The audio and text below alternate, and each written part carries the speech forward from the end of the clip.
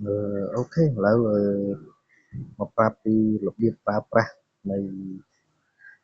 app ហ្នឹងអញ្ចឹងជំហានទី1គឺយើងចូលមក Telegram ដែលទៅចូលលើឈ្មោះនេះដែលផ្ញើឲ្យហ្នឹងទៅឈ្មោះសុកចម្រើនខ្ញុំចុចបើកមកអូខេឥឡូវគឺយើងឃើញផ្ទាំងហ្នឹងអញ្ចឹងណាតែនេះយើងអាចហូតឈប់តាមតិចបដូរវាទៅជាភាសាខ្មែរតាមតិចនេះទៅចុចភាសាថ្មីអូខេទីវាលោតមកแล้วអូខេនេះចុចនេះមួយអញ្ចឹងវាលោតមកផ្ទាំងខ្មែរហើយអក្សរខ្មែរទាំងអស់ជាយើងស្រួលមើលអូផ្លេចនេះចំណាយយើងទៅដកចេញអស់សិនតែពេលយើងបើកមកនោះគឺអត់មានចំណាយទេនេះគ្រាន់បងតេស្តទេអញ្ចឹងនេះទៅនេះគឺវាចេញមក00ទាំងអស់អញ្ចឹងហើយនេះគឺតកតងជាមួយនឹងកន្លែងនេះកន្លែងនេះគឺសម្រាប់យើងបញ្ចូលទិន្នន័យចំណូលចំណាយ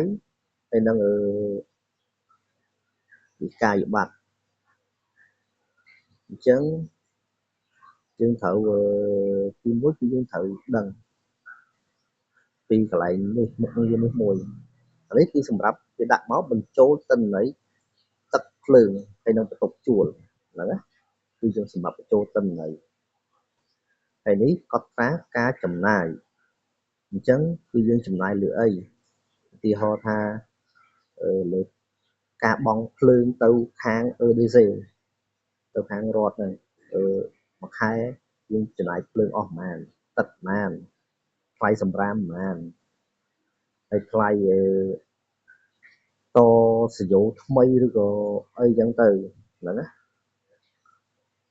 ហើយនេះកន្លែងនេះគឺសម្រាប់ print កាយប័ត្រហើយនឹងស្វែងរកកាយប័ត្រហ្នឹងណាអញ្ចឹងពេលដែលយើងដល់ខែគឺយើងត្រូវចេញ print កាយប័ត្រឲ្យគេឬក៏យើងត្រូវ total លុយហ្នឹងដើម្បីឲ្យដឹងថាគេអស់ប្រមាណអញ្ចឹងណាមកបន្ទប់ហ្នឹងគឺគេចំណាយអស់ប្រមាណហ្នឹងហើយនេះគឺយើងចុចការទេនេះគឺព័ត៌មានលេខទូរស័ព្ទរបស់ម្ចាស់ផ្ទះជួលហ្នឹងណាហើយនេះស្ថានភាពបន្ទប់ជួលអញ្ចឹងស្ថានភាពបន្ទប់ជួលហ្នឹងគឺចង់មានន័យថាយើងមើលនៅលើហ្នឹងគឺមានបន្ទប់ជួលបានបន្ទប់20បន្ទប់ទាំងអស់អញ្ចឹងបន្ទប់ណាទំនេរបន្ទប់ណាពាក់លុយបន្ទប់ណាបង់លុយរួចគឺវាបង្ហាញនៅលើនោះទាំងអស់គឺវាបង្ហាញនៅលើហ្នឹងណាអញ្ចឹងអឺ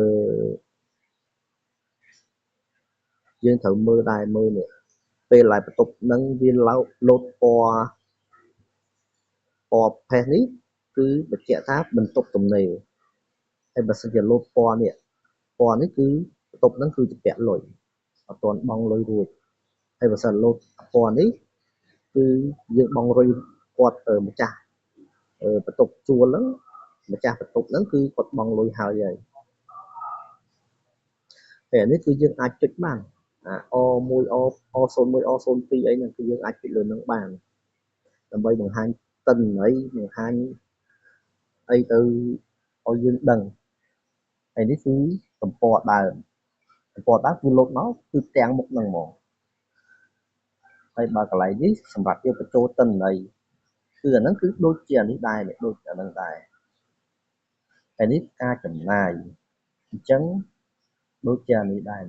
សម្រាប់យើងចំណាយលើអីខ្លះហើយនេះគឺវិក្កយបត្រគឺដូចគ្នាដែរនេះអញ្ចឹងឥឡូវយើងចូលបញ្ចូលនេះក៏បានឬក៏ចុចលើនេះក៏បានអញ្ចឹងឥឡូវបងប្រាប់ឲ្យចុចលើនេះមួយចុះអូខេចុចចូលមកឥឡូវនេះវាលោតថ្ងៃហ្នឹងនេះគឺទិន្នន័យគឺ00ទាំងអស់ព្រោះយកតបានបញ្ចូលទេអត់បានបញ្ចូលទិន្នន័យអញ្ចឹងឥឡូវយើងបញ្ចូលខែ4មួយចុះបញ្ចូលខែ4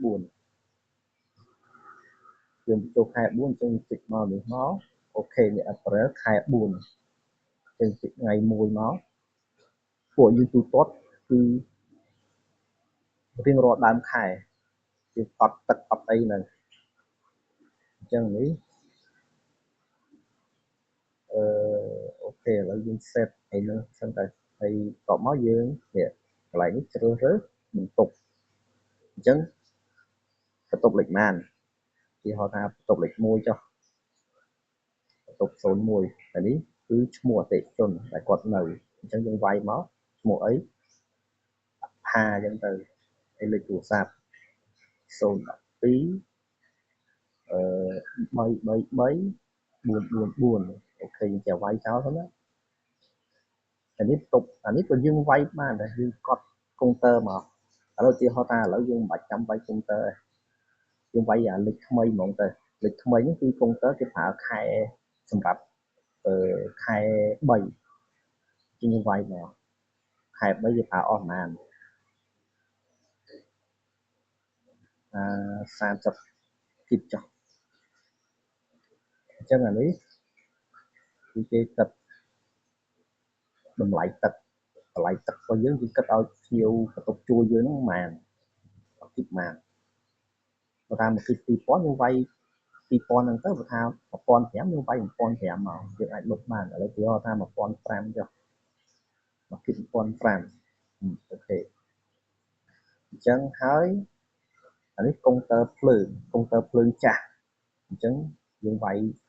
កុងទ័រភ្លើងថ្មីចូលមកទៅដាក់0ហ្មងទៅវាកើនឡើងហ្មងទៅនេះយើងវាយបញ្ចូលក៏បានដែរគេហៅថាវាយកុងទ័រចាស់មកគេ100ឥឡូវអានេះគឺយើងគេប្រើអស់ថា130ចុះអានេះភ្លើង1គីឡូប៉ុន្មាន1500ដែរចុះទីហោណាតែថ្លៃបន្ទប់នេះថ្លៃបន្ទប់ហ្នឹងយើងជួលឲ្យគេមួយខែប៉ុន្មានឥឡូវមកឧទាហរណ៍ថា200000ចុះហើយនេះគឺថ្លៃសម្រាប់ថ្លៃផ្សេងតាក់ទងមួយថ្លៃអ៊ីនធឺណិតថ្លៃជួសជុលអីផ្សេងចឹងទៅអញ្ចឹងយើងបូកមកបើថាថ្លៃសម្រាមយើងគិតពីភ្ញៀវប៉ុន្មាន4000ចុះ4000បើថាយើងអត់គិតទេអាហ្នឹងក៏មិនអីដែរអញ្ចឹងយើងទៀងមើលសាថ្មីគឺគ្រប់អស់ហើយអញ្ចឹងនេះគឺខែ4អញ្ចឹងយើងចុចពាក្យរក្សាទុកនេះមកនេះចុចពាក្យរក្សាទុកគឺចុចវាមកអូខេនេះគឺបានជោគជ័យហើយ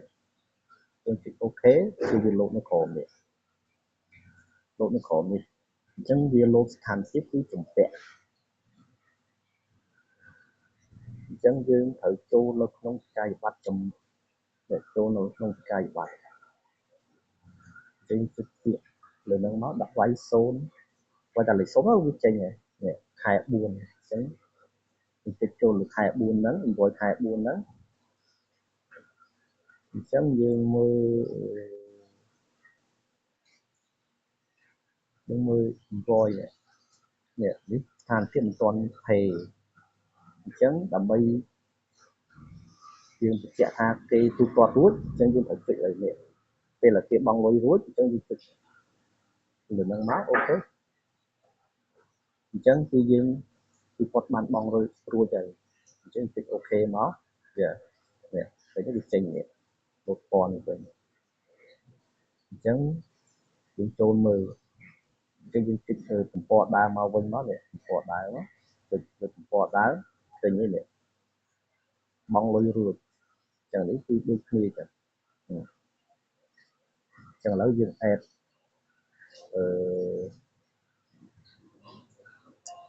យើង add បញ្ចូលទិន្នន័យមួយទៀតសម្រាប់បន្ទប់01ហ្នឹងសម្រាប់ខែ5យើងចុចមកទៅនឹងក៏បានឬក៏យើងចុចលើនេះក៏បានដែរចុចលើនឹងមកចុចមកតោះនេះចេញមកនេះគឺចុចលើនេះដែរមកក៏បានឬនេះក៏បាននៅលោតមកដែរអញ្ចឹងខែ5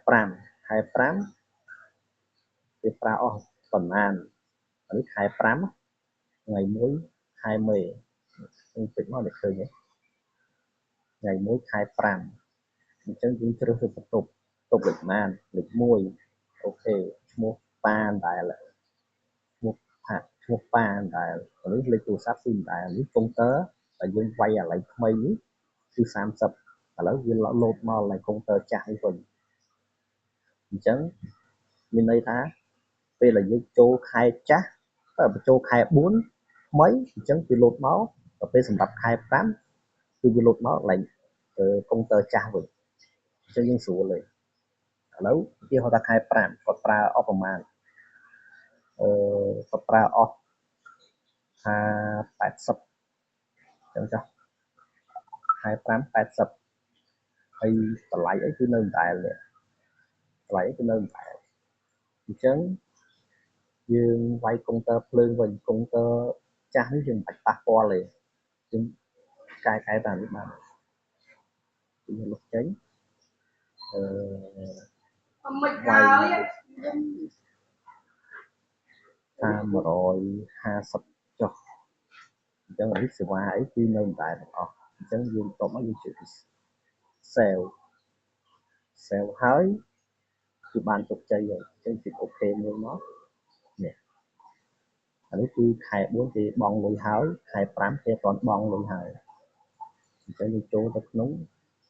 កាយប័ត្រនេះចូលក្នុងកាយប័ត្រមកហើយយើងជ្រើសរើស invoice នេះខែ5មកទុក0នេះខែ5អូខេអញ្ចឹងហើយគឺដូចគ្នាអញ្ចឹងយើងចុច pay រួចរាល់មកគាត់បង់លុយហើយអូខេហ្នឹងប៉ុណ្ណឹងហើយតបមកយើងចូលពណ៌ដើមមកគឺវាលោតហើយអូខេឥឡូវកុំនេះគឺវាបុក total ខ្លួនឯងវានេះហើយនេះវាអត់បានចំណាយទេឥឡូវយើងចង់កត់ចំណាយយើងចូលកន្លែងនេះមកនេះ